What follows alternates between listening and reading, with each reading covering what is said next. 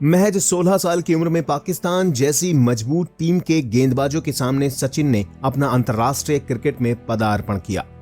देश के लिए खेलने का प्रेशर उनके चेहरे पर साफ दिख रहा था। वसीम और बकार यूनिस की बॉलिंग उन्हें समझ नहीं आ रही थी। आखिरकार काफी देर पिच पर संघर्ष करने के बाद बकार यूनिस ने उन्हें क्लीन बोल्ड कर दिया। उन्हें लगा कि अब उन्हें दोबारा कभी मौका नहीं मिलेगा। इंटरनेशनल क्रिकेट उनके बस की बात नहीं है। बड़े भाई अजीत पाकिस्तान आए और सचिन से कहा, अपने आप को थोड़ा वक्त दो। उस वक्त हेलमेट में ग्रिल्स नहीं होते थे। चौथे टेस्ट मैच में बकार की बाउंसर सीधी सचिन की नाक पर लगी। उनकी शर्ट खून से लथपथ थी। सचिन को पता था टीम को उनकी जरूरत है और वो अपनी बैटिंग से मैच को बचा भी सकते हैं। उन्होंने पिच से जाने से मना कर दिया। खून पोंछा, थोड़ा बर्फ लगाया और कहा, मैं खेलेगा। सियालकोट के उस मैदान में दुनिया ने क्रिकेट के भगवान की एक झलक देखी। सचिन का सपना तो पूरा हो गया, लेकिन देश के लिए वर्ल्ड कप जीतना, इसका उन्हें अभी और इंतजार करना था। 1992 और 1996 वर्ल्ड कप में निराशा के बाद 1999 में वर्ल्ड कप में बहुत ही मजबूत भारतीय टीम इंग्लैंड में दोबारा वर्ल्ड कप अपने नाम करने उतरी। सौरभ गांगुली, राहुल द्रविड़ और सचिन तेंदुलकर अपनी प्रचंड फॉर्म में थे, लेकिन इस टूर्नामेंट के बीच सचिन की जिंदगी में कुछ ऐसा हुआ जो किसी भी इंसान को अंदर तक तोड़ कर रख दे। 19 मई 1999 जिम्बाब्वे के खिलाफ मैच से ठीक पहले रात को सचिन को पता चला कि उनके पिता इस दुनिया में नहीं रहे। इसके बाद मेरी जिंदगी में जो भी होने वाला था उसका हिस्सा मेरे पिता कभी नहीं होने वाले थे और इस बात की मुझे बहुत तकलीफ हो रही थी।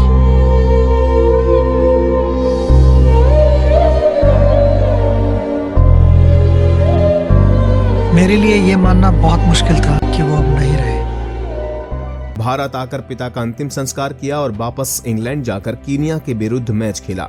उस मैच में सचिन ने नाबाद 140 रन बनाए और अपना शतक अपने पिता को समर्पित किया। वो पिता की ही बातें थीं जो सचिन के दिमाग में बार बार चल रही थी। ऐसे मौके पर वापस जाकर मैच खेलना कोई आम इंसान नहीं कर सकता। इसके लिए एक बड़ा जिगरा चाहिए होता है। किसी को लोग यूं ही भगवान का दर्जा नहीं देते। सचिन के पिता ने उनसे कहा था कि इस खेल ने तुम्हें बहुत कुछ दिया है, तो इस खेल की हमेशा इज्जत करना। लेकिन एक बहुत ही शरारती लड़का जिसे टेनिस खेलने का बहुत शौक था, वो कैसे क्रिकेट और वर्ल्ड कप के सपने तक पहुंचा, तो जानने के लिए वक्त में थोड़ा सा पीछे चलते हैं।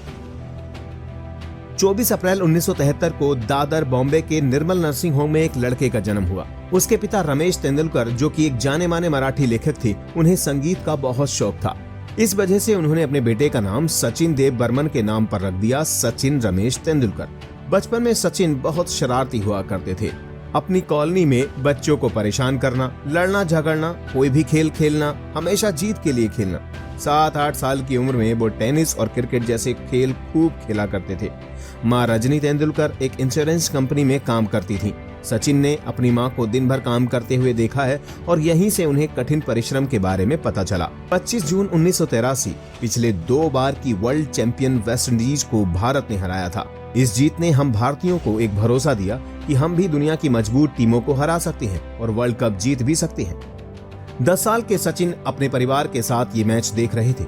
उस दिन उन्होंने ये सपना देखा कि मुझे भी देश के लिए खेलना है और देश के लिए ऐसे ही वर्ल्ड कप जीतना है।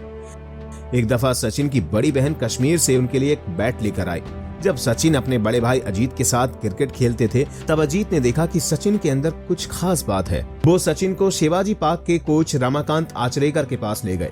पहली मुलाकात में कोच की मौजूदगी की वजह से सचिन अच्छी बैटिंग नहीं कर पाए। जब कोच वहां से चले गए और कोच ने पैड के पीछे से सचिन की बैटिंग देखी, तब उन्हें एक अनपॉलिश्ड हीरा दिखा जिसे पॉलिश करने की जरूरत थी। 11 साल की उम्र में सचिन ने प्रोफेशनल क्रिकेट की ट्रेनिंग शुरू की और सिर्फ 3 साल के अंदर उन्होंने पूरे बॉम्बे में अपना नाम बना लिया।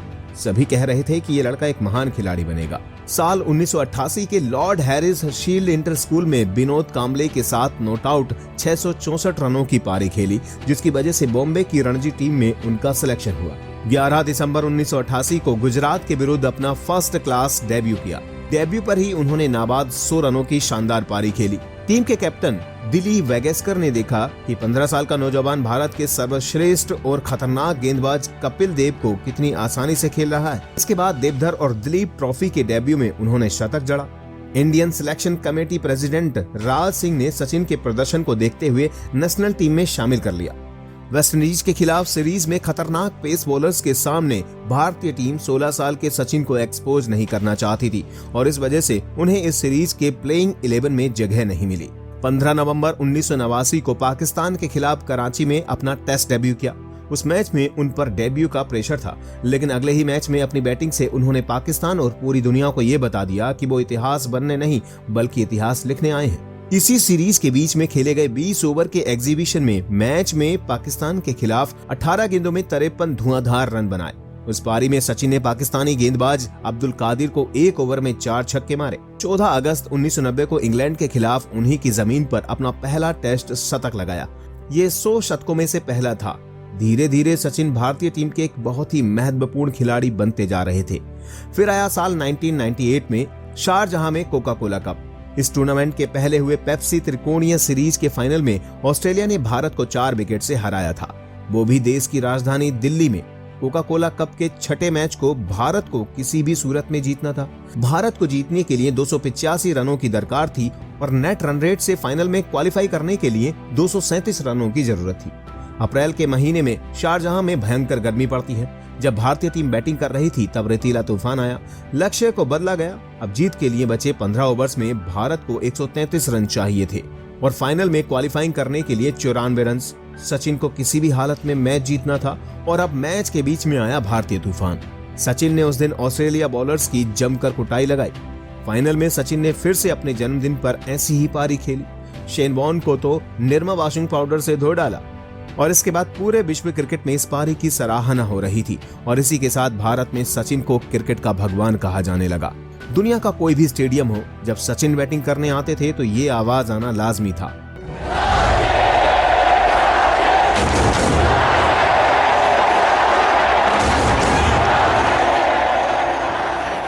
इतनी कम उम्र में इतना नाम और शोहरत किसी को भी भटका सकता था, लेकिन पिता की दी हुई सीख ने सचिन को जमीन पर ही रहकर चलना सिखाया।